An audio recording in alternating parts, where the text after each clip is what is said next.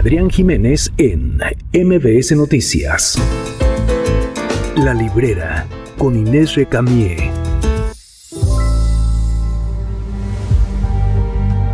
Ya me han llegado a más gente que dice, hombre, por fin alguien cuenta las cosas como realmente son, ¿no? Porque hay muchos que ya se han dado cuenta, no solo los que han pasado por la cárcel y tal, sino, hostias, aquí al final unos éramos los que íbamos a las manifestaciones a pegar las hostias o a meterse en neta o a acabar en la cárcel. Ay, qué rápido llegamos a la mitad de semana, pero de verdad que me da mucho gusto llegar al miércoles, porque los miércoles tenemos una cita con Inés Recamier, la librera, y me da mucho gusto saludarla en los micrófonos del 102.5 MBS Noticias. Inés, buenos días, ¿cómo estás? Buenos días, Adrián, muy bien, con menos frío que la semana pasada, afortunadamente. Buenos días a todos. Por fortuna tenemos menos frío, pero tenemos también ese apapacho de la literatura, ese apapacho de lo que nos traes semana a semana, y el día de hoy no es la excepción porque traes un tema bien interesante. Cuéntanos de qué va, Inés. Es un tema interesante y bien difícil. Fíjate, Adrián, para muchos de nosotros que no crecimos dentro de la política y que no conocemos bien cómo funcionan todas estas esferas del poder,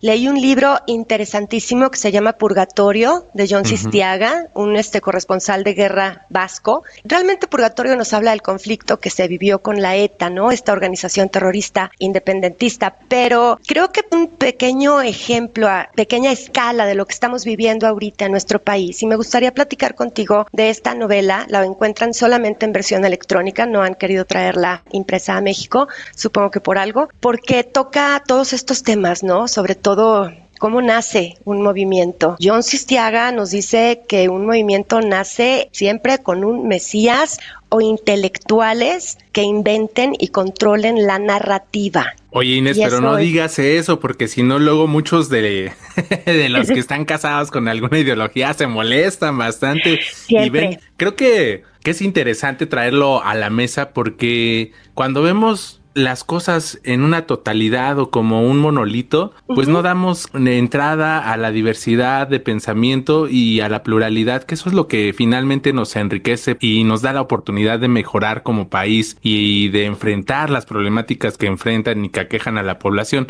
Pero bueno, haciendo ese paréntesis, cuéntanos más. Bueno, más de este asunto. Fíjate que tu paréntesis es perfecto, porque estos líderes que generan el movimiento, además buscan sembrar resentimiento y división, ya sea por nuestra forma de pensar o por nuestro color de piel, como está pasando también en México. Y bueno, yo no me considero ni chaira, ni fifí, ni mucho menos, pero definitivamente por mi color de piel probablemente la gente diga que soy una fifí, ¿no? Y no, sencillamente solo estoy viendo las cosas desde fuera, objetivamente, y como todos estos grupos de poder han ido alineándose para abusar de los mexicanos, ¿no? Fíjate, John Sistiaga dice, esto me encanta porque dice, dentro de la narrativa, ¿no? Hay que levantar a un empresario, que se ha negado a pagar el impuesto revolucionario. Estamos hablando de secuestro y cobro de piso. Por supuesto. Y eso es algo que ahorita está pasando también en muchos medios periodísticos y desde las altas esferas del poder que están abusando de la propaganda mediática para trastornar, decir las cosas a conveniencia,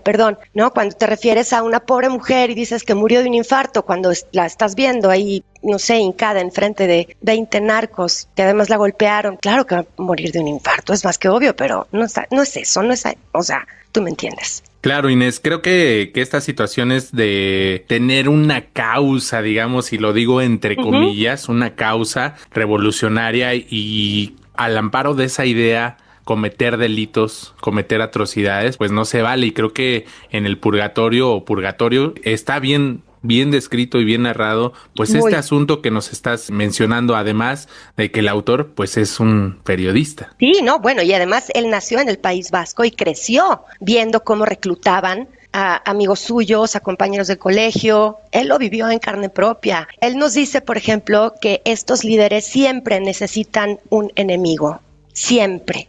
Lo estamos viviendo en el mundo, no nada más en este país, claro. También estamos con Estados Unidos. Todos necesitan un enemigo a quien culpar para generar miedo, terror, persecución y claro, nos vamos con lo que es los presos políticos y sembrar terrorismo. tanto terrorismo fiscal como terrorismo que estamos viviendo también acá en México, con grupos de choque, los asaltos, los crímenes a diario, la extorsión. Todo esto se provoca para controlar al llamado pueblo. Sí. Y que tengamos este miedo para salir o para levantar la voz. Bueno, John Sistiaga nos habla también del reclutamiento de jóvenes que de verdad se entregan a una causa y a partir de ahí se aferran a esa causa, como dices tú, y se molestan con alguien que piense distinto y son capaces de dar la vida por su propia causa. Entonces, sí me parece que esta novela nos explica mucho todo lo que estamos viviendo. La división sobre todo, ¿no? Esta división que estamos viviendo yo creo que tiene que parar. John Sistiaga nos dice que vivir una normalidad donde hay crímenes a diario no debería ser normal. Y creo que eso es lo que está pasando aquí en México. Oye, Inés, creo que este tema, de este punto que acabas de tocar, no hay que normalizar cuando en la sociedad hay crímenes a diario y que si bien yo lo he mencionado en estos días a raíz de las protestas y las marchas, las movilizaciones que se dan en el país en el pasado fin de semana, que no se trata de una generación, que no se trata de jóvenes nada más, sino se trata de una sociedad y de personas que han sido afectadas en sus vidas por lo que ya mencionábamos, por la presencia del crimen organizado, por la inseguridad, por la violencia, por las desapariciones, por las extorsiones, por los secuestros, por toda esta infinidad de delitos que enfrentan y que desafortunadamente a las personas las ha afectado en sus vidas. Y que si bien no son todos, sí es un sector de la sociedad, sí son zonas del país donde se ven mucho más afectados. Y creo que cuando dices, pues estamos felices, pues sí, seguramente hay regiones del país más felices que otras, pero no podemos cegarnos y negarnos a una realidad que es el presente y que sin duda cuando estás arriba en el poder, se tiene que atender, no se tiene que minimizar, no se tiene que desacreditar y por eso yo decía, no hay que perder el foco, no hay que perder el punto central de las protestas, que es estos temas de la gente que se ha visto afectada por la inseguridad, que se ha visto afectada por la violencia, que se ha visto flagelada por el crimen organizado durante años, podríamos decir que décadas. Ahí está el caso de Michoacán. Claro, y esos jóvenes ya crecieron, hoy son adultos, pero siguen aferrados a una causa, ya están adentro de ella. Estamos hablando de distintas esferas, o sea, no podemos hablar de, como tú lo dijiste, de un monolito. Todo se conjunta y todos se usan entre ellos, ¿no? Hay algo que nos dice John Sistiaga que voy a citar. Todas las revoluciones tienen sus contradicciones y la mayor contradicción de ellas es convertirse en aquello que se despreciaba. Y esa es nuestra realidad.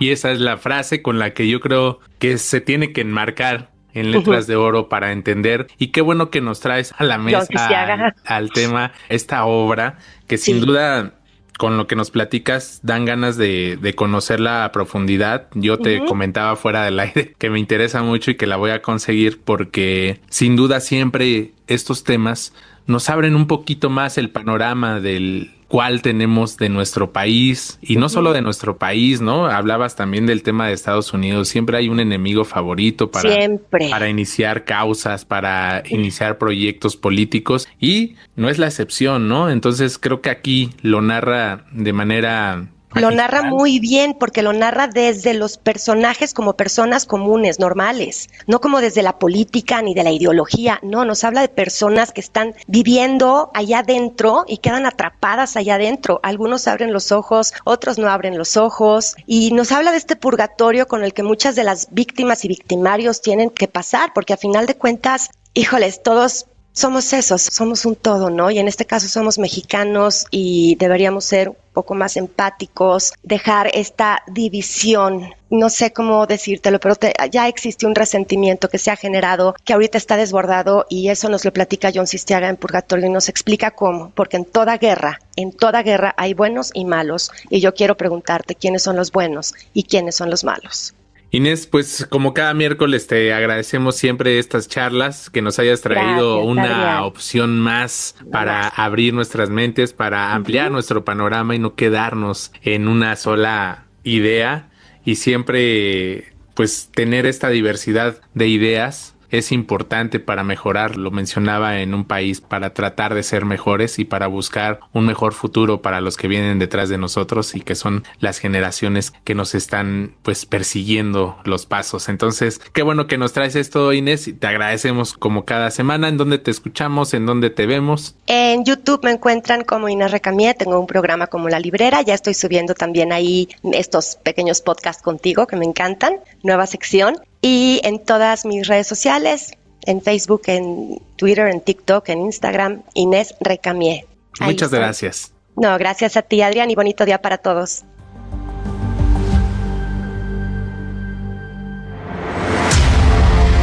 MBS Noticias.